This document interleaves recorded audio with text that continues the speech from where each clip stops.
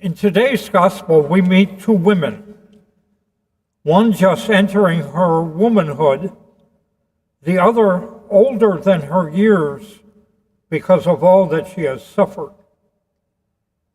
The young one had a powerful father, a synagogue official, to advocate for her.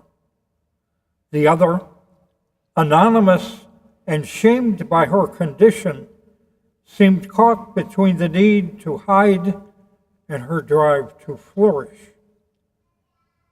Jairus, the father of the 12-year-old, fell before Jesus, begging him to lay hands on his daughter. The older woman stole up behind Jesus, convinced that any contact with him would suffice to heal her. So many times when we hear this gospel, we focus on the woman's healing and the young girl's resuscitation. But as Mark tells the story, those are only the backdrop to the real action. In this account, Mark mentions touching 7 times. The crowd pressed around Jesus. The woman believed that his touch would heal, and she touched him. Finally, after the father had asked Jesus to lay hands on her, Jesus took the girl by the hand and raised her. Both the woman and the girl's father believed in the power of Jesus' touch, and both received its life-giving results. Certainly, many people touched Jesus with little effect. That's exactly what the disciples were trying to tell him when he asked who had touched him. But like a child who instinctively comprehends the emotional message of a touch, when that woman touched him, Jesus knew that someone had sought and found something that was desperately needed. Jesus was never content to distribute miracles as if by magic wand or vending machine. The woman who had started something when she touched him, but she had only just begun. She had used her initiative and obtained the results she sought without being aware of how small her expectations were in the light of what Jesus had to offer. The next step was for Jesus to seek her out. This may be the only time in the Gospels that Jesus sought someone he didn't know, whom he could not call by name when she approached him face to face. Like so many who encountered his power, she did so in fear and trembling. Mark says that she told him the whole truth, implying that she explained her situation. Her physical problem, hemorrhaging for 12 years, made her ritually unclean, a condition that negated her right to enter the temple and required her to remain apart from society. One day she heard about Jesus. That led her to believe that there was hope. Her audacious, unlawful decision to touch him brought a wondrous result. Unlike the daughter of Jairus, who had her advocate in her father, this woman took matters into her own hands, literally. She put more faith in Jesus and the God of life, as our first reading from the Book of Wisdom tells us, than in the ritual restrictions she was supposed to observe. Whatever she had heard about Jesus affirmed her resolve and led her to trust that he would not be offended if she transgressed rules in pursuit of fullness of life.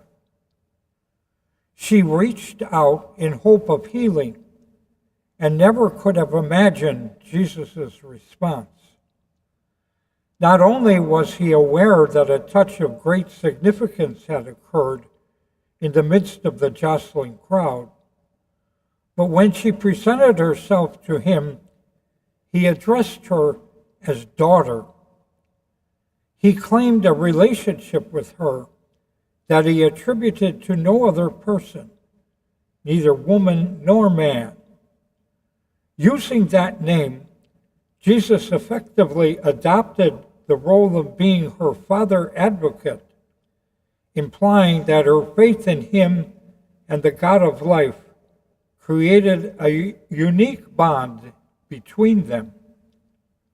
We are left to wonder what it was about her that led Jesus to call his own in that unique way. It could have been her hope or her faith, perhaps her audacity. Each of those qualities opened her to receive life from him in what he recognized was an unprecedented way. She had started it by touching his garment in a way that touched him profoundly. He returned the gesture, not by laying on hands, but by calling her daughter, indicating that she was receiving life from him as he did from his Father. We hear no more about her and are never told her name. She may have been one of the women who continued to follow Jesus, who remained to witness the crucifixion, and who supported Jesus from their own means. Whatever she did, she knew that she had received life from Jesus and became as closely bound to him as a child to her parents. It is rare that the Gospels so obviously place one complete story inside another, but Mark recorded these incidents this way. Matthew and Luke will do the same. Here the story of the woman takes center stage as a subtle commentary on the story about Jairus' daughter. In the incident with Jairus' family, everything was clear. Jesus took the young girl's hand, told her to rise, and she got up. Jesus fulfilled Jairus' request.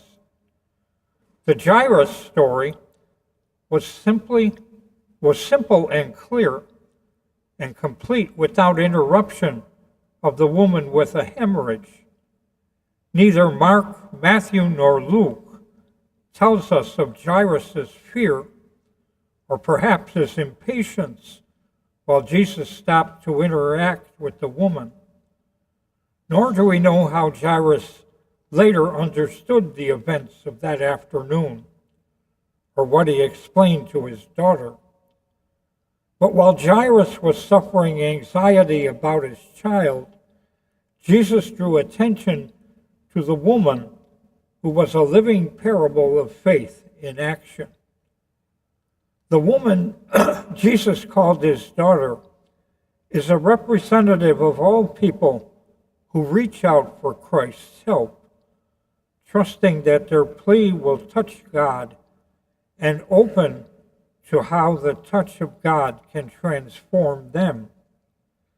This woman believed in Jesus before she saw him. She encountered Jesus. The encounter changed her life, and she gave witness to that in front of everyone. At the end of their dialogue, Jesus summarized the theology of prayer in the three things he said to the woman. Your faith has saved you. Go in peace and be whole or be cured. While some might approach prayer as if ordering from a menu, the purpose of prayer, be it petition, praise, or penitence, is to bring us into an encounter with the God of life, who desires the encounter more than we do.